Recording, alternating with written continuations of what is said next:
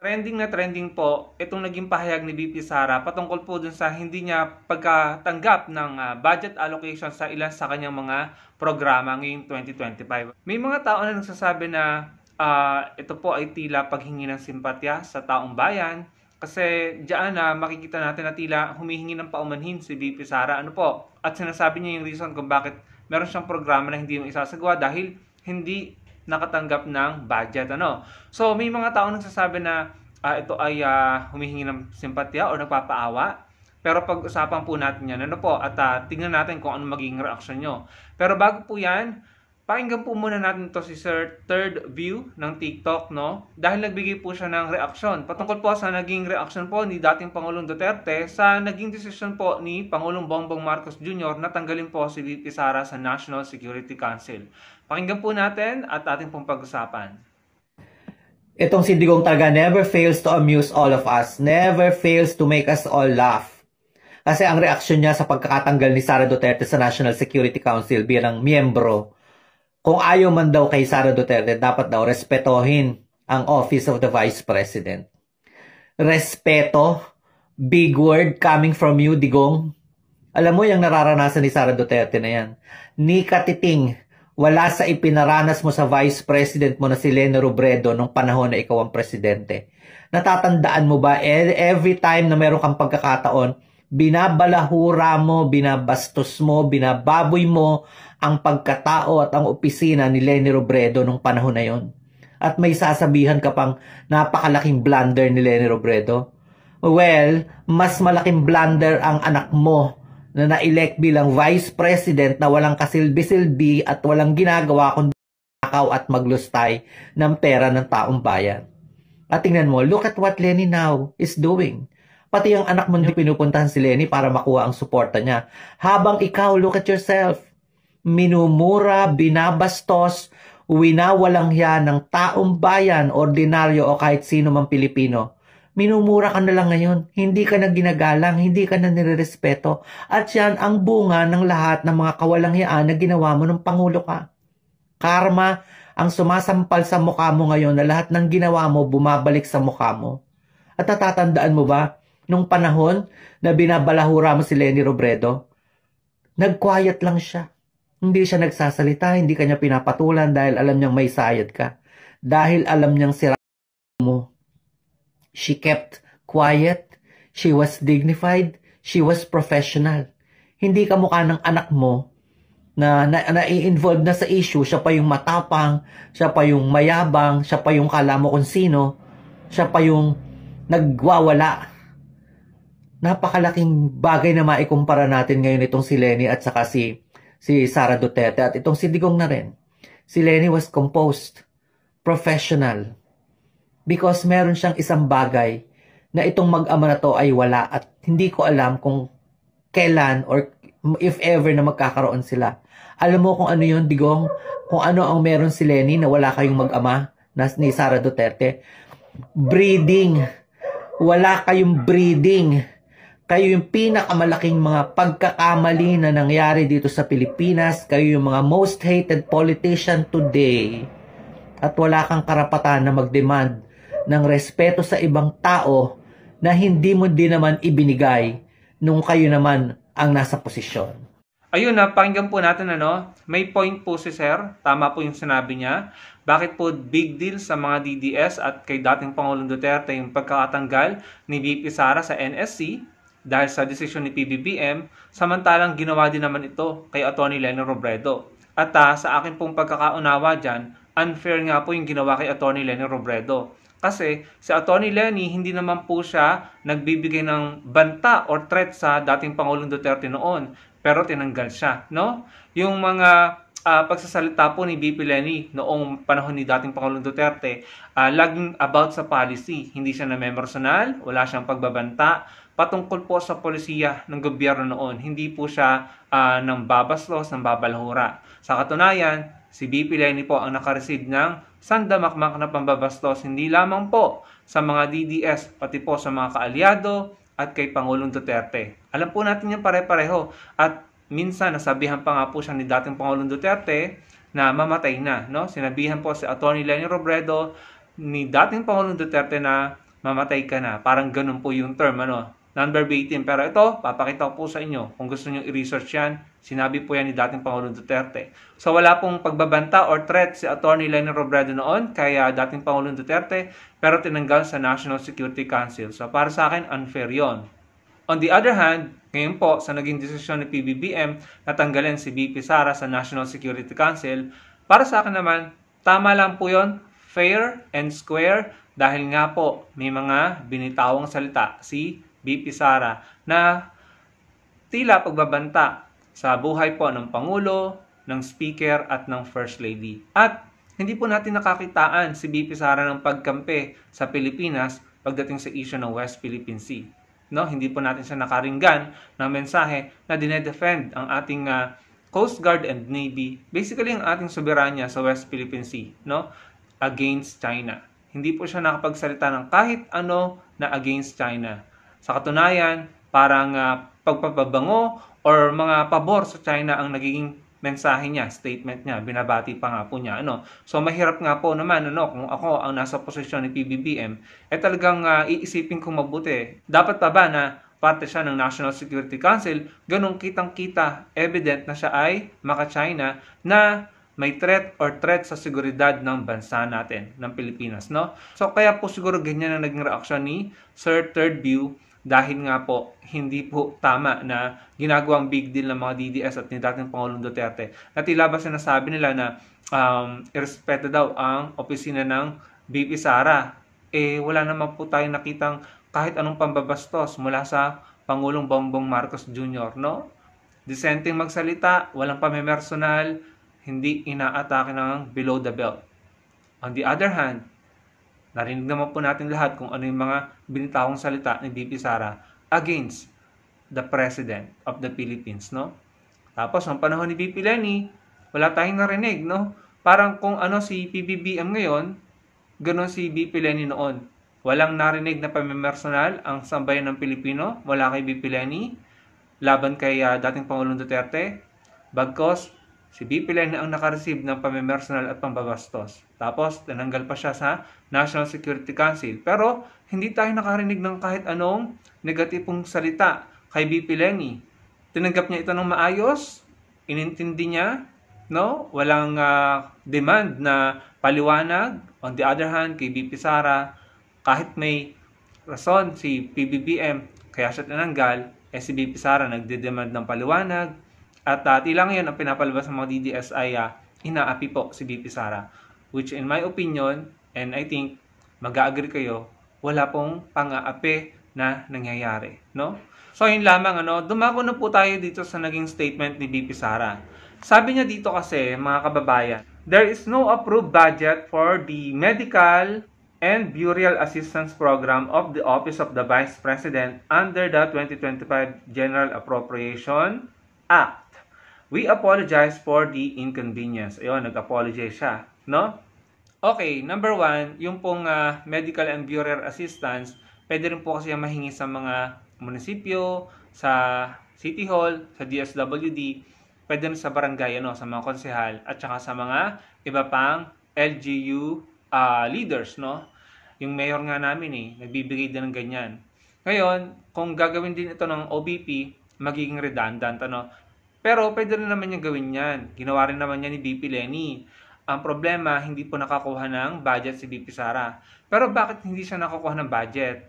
Kung matatandaan po natin, noong hinihingan siya ng paliwanag at tinatanong siya patungkol sa hinihingi niyang budget sa 2025, by the way, linawin natin doon siya hindi nakakuha ng allocation sa medical and burial. Pero may budget pa rin po siyang na-receive para sa iba niyang programa. Okay?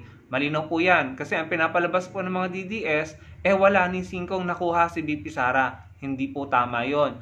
Meron lamang po siyang na-miss na makuhang budget, which is yung medical and burial assistance. Pero sa iba niyang programa at proyekto, nakakuha po siya ng budget.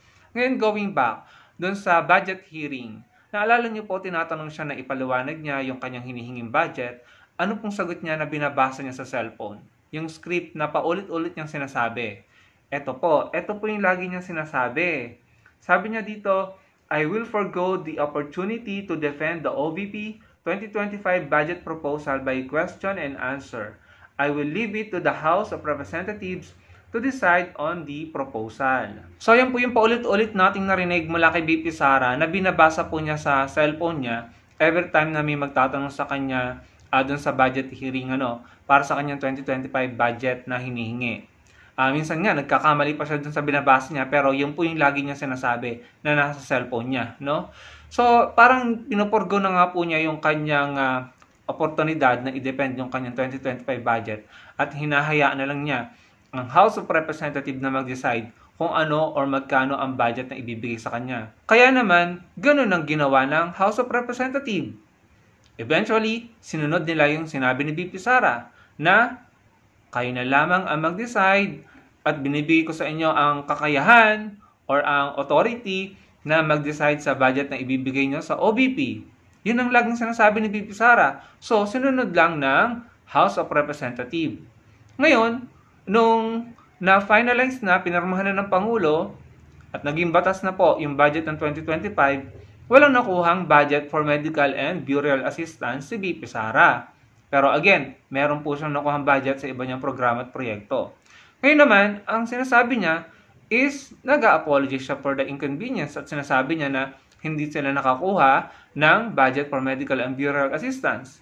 In my opinion, dapat hindi na niya ito sinasabi pa. Kasi total naman, nung tinatanong siya about her budget for 2025, pinuporgo niya yung oportunidad na magpaliwanag. Ayaw niyang sagutin.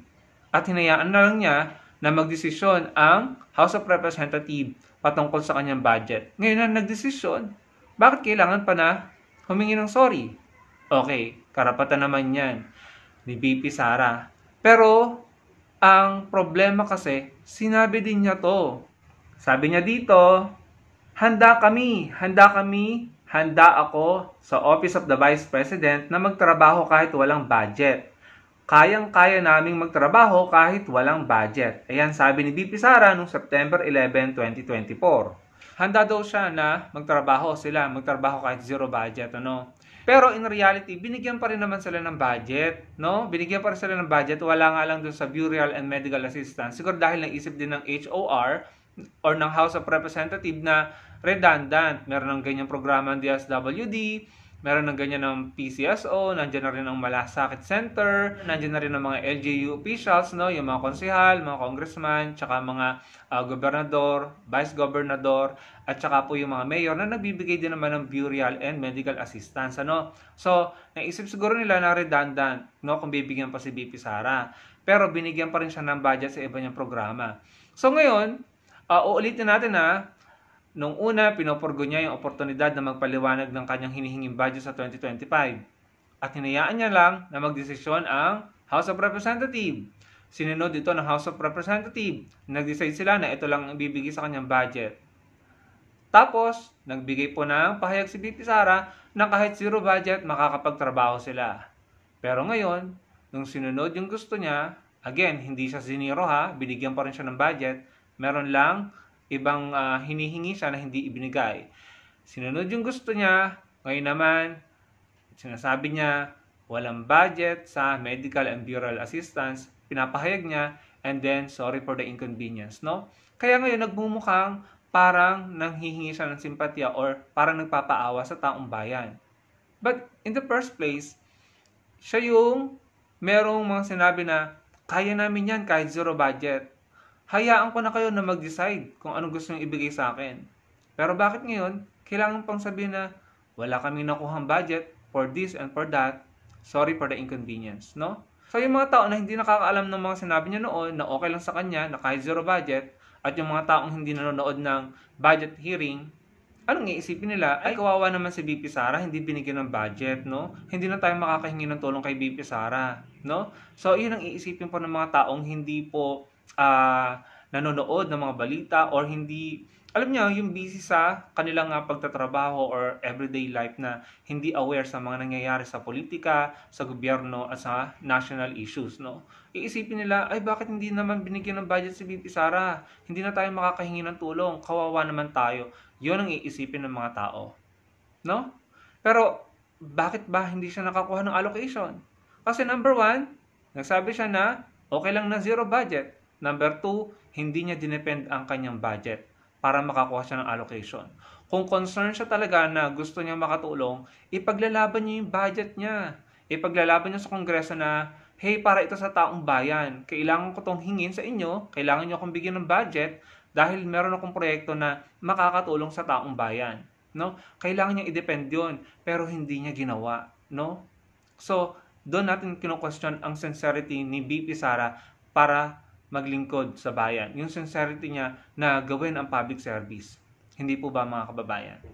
Noon nga, natandaan nyo, sabi niya, if you give me 100 billion pesos, I will solve all the problem of basic education. Non-verbatim, pero yun natatandaan ko. No?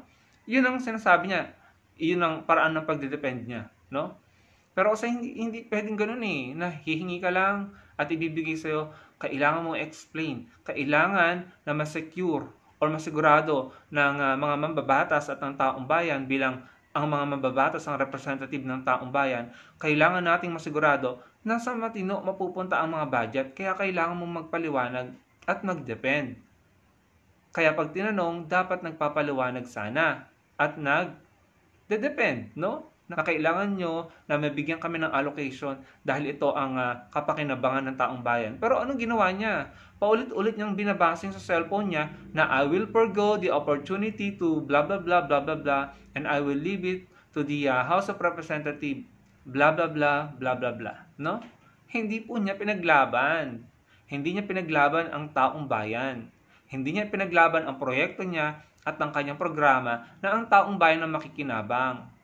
Hindi niya ipinaglaban na makakuha siya ng budget para maisagawa niya ang programa niya. Kaya ngayon, ayun, sinasabi niya, hindi siya nakakuha, hindi ka bibinigyan, sorry for the inconvenience. That's not public service. Hindi ka dapat magbibigay ng palusot or alibay sa taong bayan. No? Alam naman po natin, pare-pareho na maliit ang budget na natanggap ni VP Leni noong panahon po ni dating Pangulong Duterte.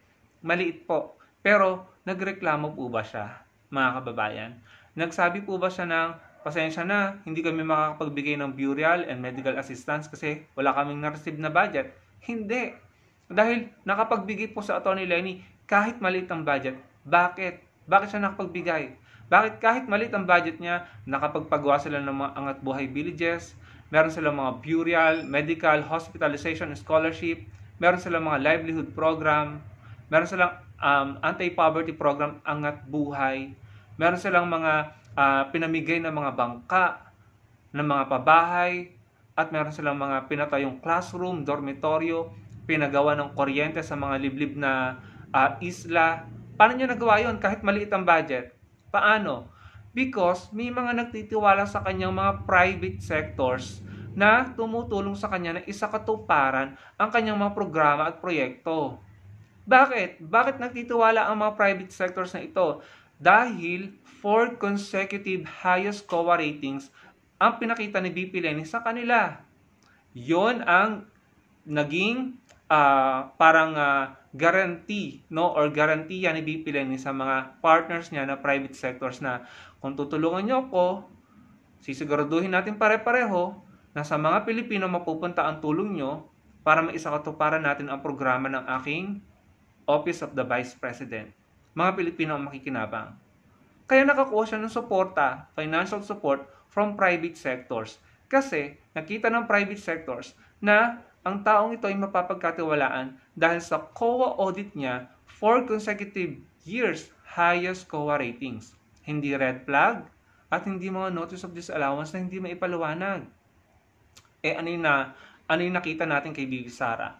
Mga notice of disallowance, notice of suspension, COA red flag, may mga ghost employee nung mayora pa siya sa Davao City. Basically, mga red flag from COA.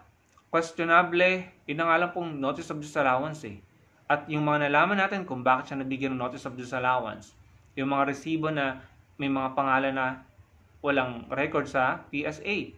Yung paggamit niya ng certification from AFP, pero according sa AFP, wala silang natanggap na pera from VP Sara. So, questionable, kaduda-duda.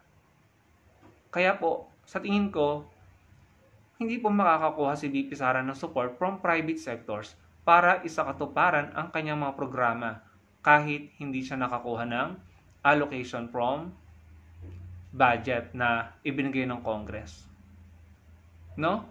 So yun po yung pagkakaiba. Nakita nyo, si VP Leni, maliit ang budget, pero hindi siya nagreklamo. No? Etong sabi niya. Sabi ni VP Leni, whatever is given to us, we will make do with that. Of course, we would be able to help more people if we are given more.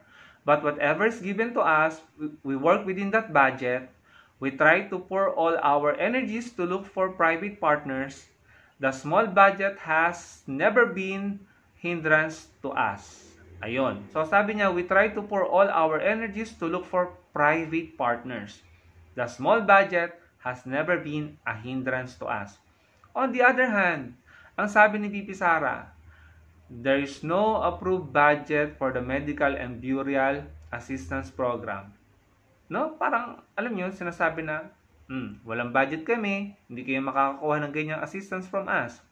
We apologize for the inconvenience. Bilang public servant, no? Kung nasa public service ka, hindi ka magbibigay ng alibi or hindi ka magsosorry dahil hindi mo magagawa ang gusto mong gawin sa iyong pagsiservisyo sa mga Pilipino. Hindi ka magbibigay ng alibi or palusot or hindi ka lang magsasabi ng sorry for the inconvenience. Dapat gawan mo ito ng paraan. Kasi hindi naman ang binida niya eh. Sabi niya, we will be able to work kahit zero budget. Pero hindi naman pala kayang panindigan. Hindi naman pala, parang alam mo, dun sa sinabi niya na, we can work, we will be able to work kahit zero budget. Dun sa sinabi niya, parang nagyabang eh. Pero anong kinahinatnan? Eventually, sorry for the inconvenience. No? Yan ang hirap kapag overconfident ka, pag magsasalita ka, hindi mo naman pala kayang panindigan. Diba? Napapahiya siya dito. And yung mga tao na alam yung mga sinabi niya dati, masasabi na, nagpapaawa ka ba? Humingi ka ng simpatya? Bakit kasi hindi mo pinagtanggol yung budget mo para mabigyan ka ng budget allocated dun sa medical and burial assistance? Hindi mo pinagtanggol eh. Binasa mo lang yung script eh. Sa cellphone mo eh. Hindi po ba mga kababayan? On the other hand, din nga po sa Atty. Leni, dahil nga po meron siya may pagmamalaki sa mga private sectors na I have used the budget of the Filipino people ng maayos, tapat, at napunta sa kanilang kapakinabangan. I have 4 consecutive years COA highest ratings. Then therefore, you can work with me.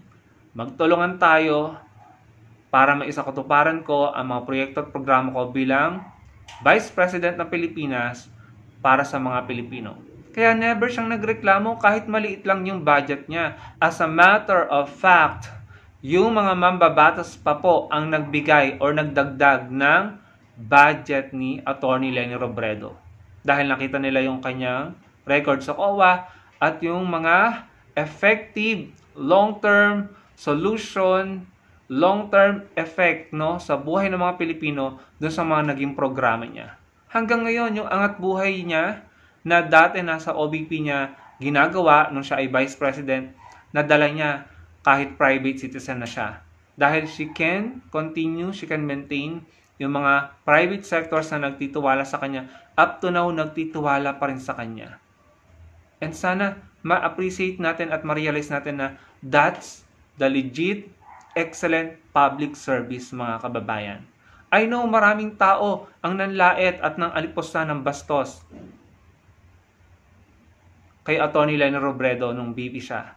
Dahil maraming humaling at hibang na hibang kay dating Pangulong Duterte na tiwalang-tiwala, talagang admire si dating Pangulong Duterte at talagang kung ano man ang sinasabi ng dating Pangulong Duterte laban kay Atty. Leni Robredo, ine-echo at talagang nagiging narrative ng mga vloggers, ng mga troll at ng mga Pilipino, talagang binastos po ng sobra sa Atty. Leni Robredo. Kaya hindi nyo po na-realize or na-appreciate yung mga ginagawa niya dahil natabunan po kayo, yung utak nyo po, ang na-absorb nyo is yung paninira, pagmamalain. Ang na-absorb nyo is yung pang-red tag na NPA yan, nagpalaglag yan sa USA, may kabit yan na congressman, na yan ay nakikitulog sa ganito, maiksi ang skirt niyan, kung ano-anong pambabastos. Yun ang na-absorb ng mga tao. Hindi nila na-absorb na nagpatayo po si VP Leni ng mga pabahay sa Marawi, nagpagawa ng mga classroom at dormitoryo sa Quezon, nagpailaw ng classroom at nagpagawa ng classroom sa isang liblib na isla sa Palawan, binuhay nila ni Lakadodoy yung Bakawan, somewhere in Zamboanga, Sibugay, nagpatayo ng Angat Buhay Weaving Center sa, if I'm not mistaken, sa Sulu, no, or somewhere in Mindanao. Ayan, tignan niyo po yung picture. At marami pang iba na may long-term effect sa buhay ng mga Pilipino kung iisa-isahin ko. Yun na lamang pong mga Angat Buhay villages na pinatayo nila, no? And kung sasaliksikin nyo, napakadaming nagawa ni Atty. Leni, pero again, ang na-absorb po ninyo is yung mga hate, negative na ibinato sa kanya. Yung mga fake code card, yung mga 3 daughters, they are all girls. Kahit ang sinabi naman niya, they are daddy's girls. Yun po ang sinabi ni VP Leni. Yung mga in-splice na videos, no, pinagduktong-duktong, yun po ang na-absorb nyo. Kaya naman, para sa inyo, si Atty. Leni ay lugaw. Pero lugaw ba ang tingin ng Harvard, ng Massachusetts Institute of Technology, ni Obama? Lugaw ba ang tingin ni Obama kay VP Leni? Ayan, in-invite siya ni Obama ng Princeton at ng iba pang Ivy League universities na kinuha siya para magbigay ng lecture sa mga estudyante nila na magiging susunod na mga leaders ng kanilang bansa. Sa Harvard na kumukuha ng kursong may kinalaman sa governance and administration, ang nilecture ni VP Leni dahil kinailangan siya ng Harvard na ibahagi niya ang naging karanasan niya bilang Vice President sa mga estudyante na kumukuha ng kursong may kinalaman sa governance. Estudyante from different countries ang tinuruan ni Atty. Leni Robredo na magiging future leaders ng mundo, mga kababayan. Hindi nyo na-observe yan. Hindi nyo po yan na-appreciate dahil ang na-appreciate ng karamihang Pilipino ay yung mga negatibong kinalat ng mga vloggers, ng mga troll, at ng mga walang hiyang Pilipino na nakinig sa mga walang hiyang politiko. Anyway, at this point of time, sana alam na po natin pare-pareho kung anong klaseng karakter ng mga magagaling, matatalino at matitinong pinuno ng bansa. At sana alam din natin kung sino yung mga talagang tiwali, no? At talagang mga grandstanding lamang. Mga hindi mo alam kung anong ugali, paiba-iba lang sinasabi, walang paninindigan, sasabihin okay lang, tapos hindi naman pala kayang panindigan. Mga kababayan. Yung mga pinuno na puro red flag na lamang ang nakikita natin from COA at sa paraan ng kanilang pamumuno at pagsasalita. Dapat alam na natin yan at this point of time. Dapat matuto na po tayo. Parang awa nyo na po, no? Parang awa nyo na po. Dapat kilalanin natin yung karakter. Yung paraan ng pagsasalita, yung lumalabas sa bibig. Most likely kung paano sila mag-behave sa publiko at magsalita against sa kanilang mga kapwa politiko, most likely ganun ang ugali nila at magiging ganun sila kapag sila ang naging pinakamataas na pinuno ng bansa. No? Kaya si PBBM, we all agree na hindi siya bastos, dissenting tao. At ewan ko ba kung bakit maraming galit sa disente? 'Di ba? Sinasabi noong nakarang administrasyon, galit na galit ang mga Pilipino sa disente. Bakit? Si PBBM, hindi basta sa salita, nag-iingat sa sinasabi sa publiko dahil alam niya, ang bawat salitang lalabas sa bibig niya ay magiging polisiya. Kaya naman ganoon din ang pamamahala niya. Hindi bara-bara, hindi patay dito, hindi patay doon.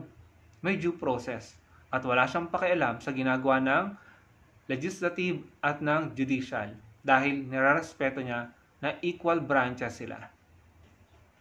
No, kahit pa kaalyado niya dati ang nagigisa, hindi niya ito pinapakilaman. So ano pong masasabi niyo sa ibinahagi ko sa inyo? Ilagay niyo lang sa comment section below. Huwag niyo pong kalimutang i-like ang ating video at magkita-kita po tayo sa susunod kong video. Salamat po.